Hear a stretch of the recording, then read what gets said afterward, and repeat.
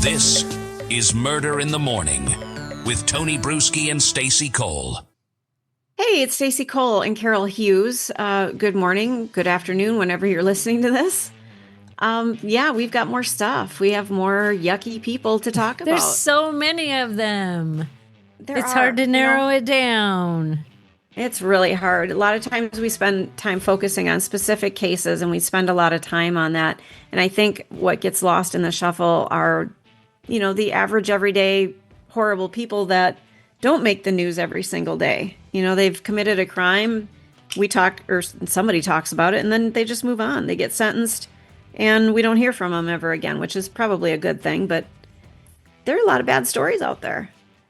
It's kind of shocking what people are let's take that out of there.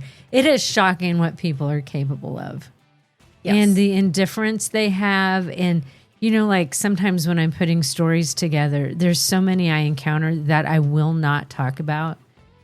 Severe abuse and things. I just can't put those stories together. I don't want to talk about them. It just, especially involving children and elderly people. And there's a lot of them involving children. I'm finding it's really disturbing, and I don't know how to deal with that. It's just those people exist. Yes, they walk amongst us. Maybe when you're at the gas station, they're next to you pumping gas. You don't know. That's frightening to me. Yeah, so I just read these things that these people do, and I'm like, I can't wrap my brain around it. So any of them that we talk about, sometimes we might get a little light on things. It's only because it's too much to talk about. Yeah. You know what I'm saying? Yeah. And, we don't want to make light of it, and we're not. Sometimes we just have to find some levity because these things are so dark. I know. And this one today is really horrific. It is. Bear with me a second. I'm adjusting my chair, so I'm going to make a loud noise because, well, that's just what I do. There we go. Okay, there's a loud noise. All right, so the first story, and yeah, we can leave that in there. We don't have to edit that out. That's just real life.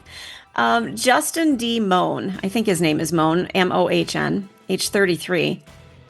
He has been sentenced to life imprisonment without the possibility of parole after being convicted of first-degree murder and terrorism for the brutal killing and decapitation of his father, Michael, age 68, a longtime federal employee.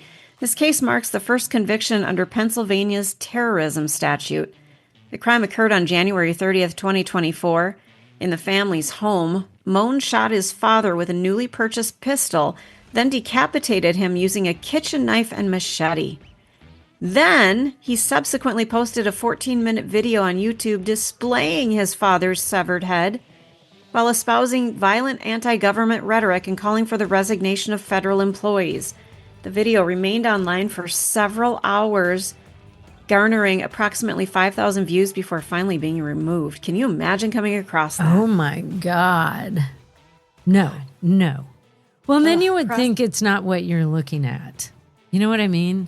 Yeah. It's so horrific that I think you would go to, that's not real. Prosecutors presented extensive evidence of premeditation, including online writings and a USB device found in his possession containing images of federal buildings and instructions for making explosives. They argue that his actions were a calculated attempt to intimidate federal workers and incite rebellion. What is your deal with federal workers? If you hate the government... I don't get that. Because you need people. There needs to be an organized government. There needs to be some laws and regulations in place. It would be the Wild West everywhere. The roads you drive on, the stoplights, the bridge, all of that stuff, they're maintained by people who work for the government because you're not going to foot the bill by yourself. It's not going to be, well, we're hoping some rich guy comes along and puts a road in over here. And obviously this whole story, the through line for this whole thing is a mental health issue. I hope. This guy's not right. He's not, but I hope that's the case.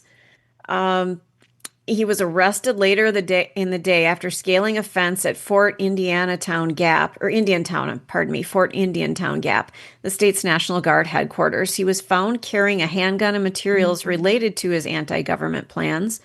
During the trial, he testified that he believed he was conducting a citizen's arrest of his father for treason. He claimed the beheading was intended to send a message to federal employees. Yeah, message received, friend. Family members delivered emotional victim impact statements, remembering Michael Mohn as a devoted husband and father who provided unwavering support for his son. His wife, Denise, held a photo of her husband receiving the 2019 Outstanding Achievement Award from the Army Corps of Engineers, an award now named in his honor. Jeez. Judge Stephen A. Corr presided over the bench and delivered the guilty verdict. In addition to first-degree murder and 2 counts of terrorism, he was convicted of multiple other charges, including possession of an instrument of crime, firearms violations, criminal use of a communication facility, terroristic threats, defiant trespassing, and abuse. A district attorney, Jennifer Shorn, described Mohn's actions as unimaginable and emphasized his lack of remorse, stating that the sentence ensures the community's safety from further harm. His defense attorney acknowledged the difficulty of the case and noted that the decision to forego the death penalty was made after extensive discussions with the Mohn family. I can't imagine what that family is going through. I can't even kind of wrap my brain around it. It's one thing when someone's murdered, but in such a horrific, horrible way. And I was reading an article about this guy where he still has not shown any remorse. He's not once said, I'm sorry. He still believes this. Yeah. That he's I don't know if he's protecting. I don't know what he thinks he's doing by going after government workers. I don't know. But imagine, I don't know, and I'm just imagining this. That family's had problems with this guy for a long time. This wasn't just he snapped. So my guess is he's been, dealing with problems with this son forever. And then the guy finally snaps and does that. I just can't imagine, that's your own son. Well, and now, not only are they missing dad, but the son is gone too. Even though he did a horrible thing, they've lost 2 people. Mm-hmm. They've lost 2 people in their life. This is not good. Mm-mm. I mean, this is absolute terror for them. Every morning they wake up and go, "Oh God, this is my life. It's oh God, nightmare this is my every life." day. Yeah, and I would think though having him locked up forever would give them some peace, because I imagine they've been living with a lot of difficulty in their life for a long time. Mm-hmm. So, but I was talking to someone. It was somebody, a lawyer, might have been my friend who's a district attorney, but about when someone gets a death penalty, they get so many appeals, and it's this constant going back. Excuse me. Constant going back to court over different appeals and processes, and it takes forever. So you're better off in this scenario because it's not going to be drug out forever. God, it's just bizarre, isn't it? I mean, it's, somebody's sentenced to the death penalty, and I understand it's important that the whole process is done with care, especially you don't want somebody who is possibly innocent and proven guilty, to suddenly be killed like the next day after the verdict in case, an appeal really does go through. But also they'll sit on death row for 20 years. Mm-hmm. So what's the point of death row? Oh my God. There was a horrific case here where I live, and it was brothers. They terrorized these people for hours, like 12 hours. I think there was 5 of them. They ended up killing 4 of them.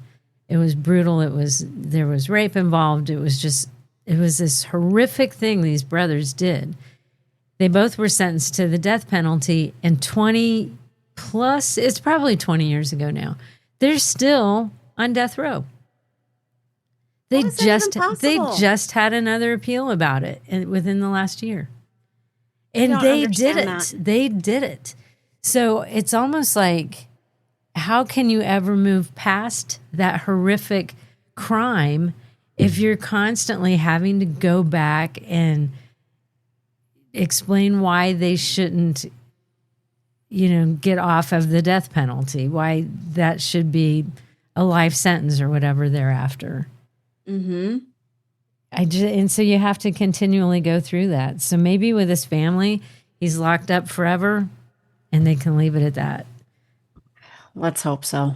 Oh, God, I just can't imagine.